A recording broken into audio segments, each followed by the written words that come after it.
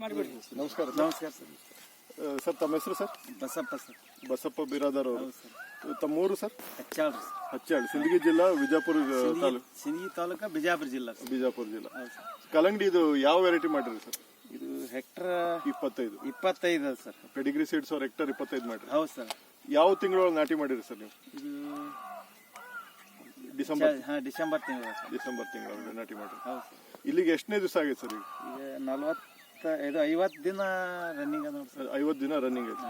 So 50 ದಿನಕ್ಕೆ ಕಾಯಿ ತೂಕ ಏನ್ ಸೈಜ್ ಬಂದೈತೆ ಸರ್? ಈಗ 4 ರಿಂದ 5 ತನ ಅದ ಸರ್. ಸೊ 4 ರಿಂದ 5 ತನ ಸೈಜ್ ಐತ್ರಿ. ಹೌದು ಸರ್.